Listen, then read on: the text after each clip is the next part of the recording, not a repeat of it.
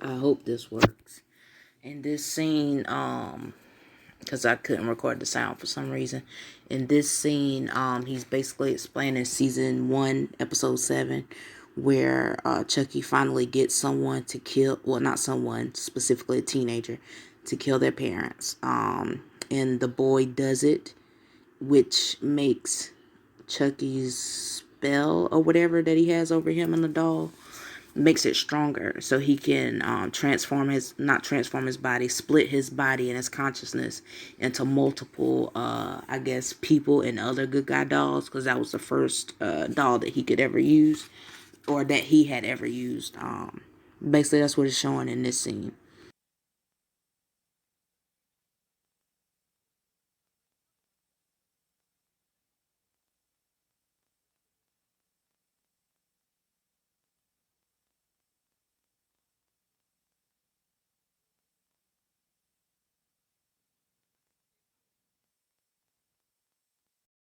So last night is earlier.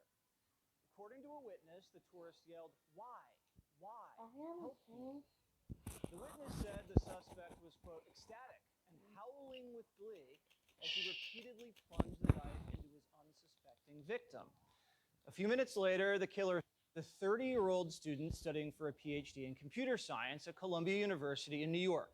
Last night, just before midnight, Gary was walking through Morningside Park, right next to Columbia's campus. That's when, out of nowhere, a man knifed him in the stomach. Gary collapsed and died a short time later. Then Gary's killer knifed a 27-year-old Italian tourist who had arrived in New York just days earlier. According to a witness, the tourist yelled, "Why? Why? Help me." The witness said the suspect was, quote, ecstatic and howling with glee as he repeatedly plunged the knife into his unsuspecting victim.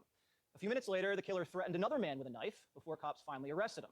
Authorities identified the killer as Vincent Pinkney, a member of the gang Everybody Killers. He was out on parole at the time of Everybody killers. Are you serious? last night's stabbing spree. Arrested a preteen for carjacking. The Vehicular Hijacking Task Force arrested an 11-year-old on November 26th for felony aggravated vehicular hijacking. Let me say that again, because that shocks the conscience. Our task force arrested an 11-year-old. Meanwhile, in St. Louis, shots rang out as the mayor was talking about gun prevention. Oh, isn't that wonderful? My son and I fall asleep to the lullaby of gunshots in the distance every night because I'm the first mayor in over 20 years to be born, raised, and still live in North St. Louis. And it's unfortunate, yes, I heard it, but I didn't flinch because, I guess it's a part of my life now. What's the common thread linking all these cities? Look at who's funding the prosecutors. In St. Louis, Circuit Attorney Kim Gardner's campaign took more than $200 grand from a group backed by the billionaire George Soros. Soros knew what he was paying for. Gardner was about prosecuting. We have to tear down the system. The system's going to do what it's going to do, and that is to cause harm. Ironically, the story and the actual story of the show and the actual movie coincided in 1 year. Like, they made up the story for Eddie Caputo, Charles Lee Ray, to be based in the year 1988. And the movie also came out in 1988, which I thought was a little something to look at. You know what I'm saying? Like, wow, why did it need to coincide within the year before? And because Jason movies, the premise of the movies or whatever is based off of what happened to Jason when he was a child. The premise of the Freddy movies were based off what happened to him pretty much when he was younger or whatever, and what he was doing before he became Freddy Krueger. The premise of Michael Myers, the premise of him, you know what I'm saying, doing what he does is because of what happened to him when he was younger. So now I'm like I said, for the Queen show, I'm trying my best not to give any spoilers, but I look at it like this. Get on board, try to, you know what I'm saying? I'm not going to pinpoint exactly what happened and when it happened. I do have a few clips, and it wouldn't be of me explaining what happened. It would be of another show that watches the show. But don't worry, he doesn't really show everything that happened in the season. I think his name is Chucky Boy, but his channel is 3D TV or Chucky 3D or something like that. But anyway, I forgot where I was. I had to leave off for a second, but I think I was speaking on the person that I'm getting the content from. But yeah, he has a pretty cool channel. If you want to catch up on the seasons, if you don't actually want to watch the whole seasons, you can do that. You'll be able to see his channel in the next video clips. Where was I leading to today? Okay, the series is basically based on well, if you didn't watch the Cult of Chucky, which I didn't watch the Cult of Chucky, I was a little in the dark, so I didn't know the whole thing about Andy Barkley coming back and his sister or whatever coming back. But that's a great key to the show, and if he keeps them on, that would be great, because honestly, the only person that really knows what and how to deal with Chucky would be Andy Barkley. But anyway, the premise of the show, he pops up in this neighborhood. Not quite sure how or why. That answer probably came from the Cult of Chucky, because it's supposed to be a continuation. But he pops up in this neighborhood because he has some unfinished business. Now, as the show progresses, they start to do flashbacks about Charles Lee Ray's life. And a very interesting episode was the altercation as to, what happened to Chucky's parents. What happened to Charles Lee Ray's parents, and how he started his journey of being a killer. And that was quite interesting, because whenever the situation happened and how it unfolded, I wasn't expecting for it to happen that way. I was expecting that Charles Lee Ray saw a lot of things, and that's what made him do what he did. But honestly, he was just born that way. From what the show hints upon, he was born that way. This is just something that he wants to do, and hopefully they explore that a little bit deeper too. Try to get into the real origins, because honestly, nothing or anything is coincidental. Nothing happens for no reason. You know what I'm saying? Everything has a reason. Everything has a story. Everything leads into everything. Everything is connected to everything. Everything is math. So they get to a point in the series where they're saying that Chucky has a plan, and his plan, I believe,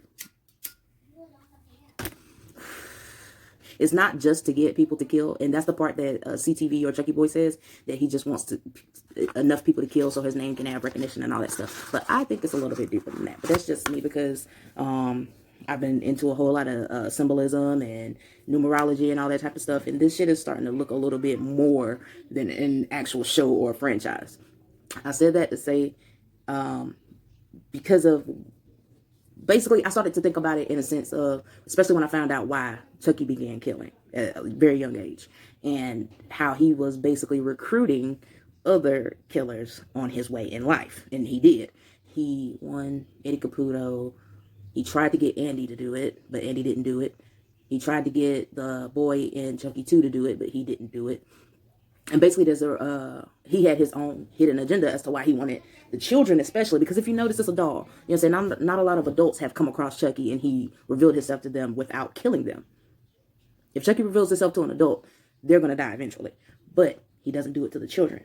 I can't recall him ever killing a child in a movie, unless he was getting someone else to do it. Because, of course, in the second movie, he replaced the bullets, the fake bullets or whatever, to real bullets, and had other children firing at other children. But that was unbeknownst to them. He was just doing that to do it. To bring it back to the present, as I was saying, this whole child thing and children thing and doll thing, and I began to research basically teenage killers or young killers. And Google was acting like it didn't understand what the hell I was trying to say. I wanted to compile a lot of evidence from pretty much the late 80s on to now, which I thought they would have some kind of comprised list, but they don't. But I'm going to be looking for it. When I find it, I'm going to try to find a way to add it onto this, because I feel like all of this shit is connected, like the algorithms or whatever. Whenever these killings and all this stuff starts happening, y'all haven't noticed that's when some new horror movie shit done came out? And if you don't believe this, go to the news story of the young kid that was in Michigan and shot up at school or whatever. It's kind of odd for them to want to try to do that shit now. Isn't it? Isn't it odd? Like, we've been through all this shit before, like in the 90s when they had the Columbine thing.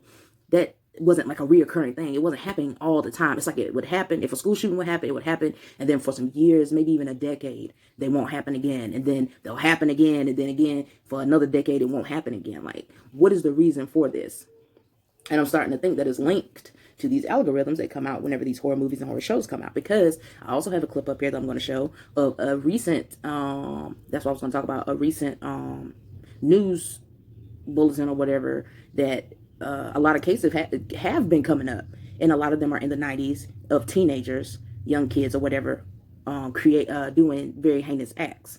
Now, I was specifically looking for also teenagers that committed patricide, and that was hard to find within itself, because they thought that I was looking for adults against children, but I wasn't. But anyway, if that information could be found somewhere and y'all know where I could find it, or how exactly I could word it to find it, drop a comment and let me know.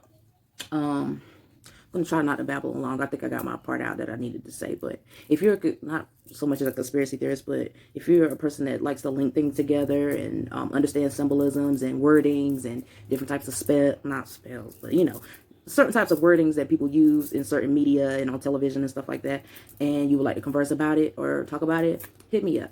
We can talk about this thing. I appreciate y'all. Have a good one and keep your eyes open. Look at everything. Watch everything. Because you never know when somebody's trying to slide something past you.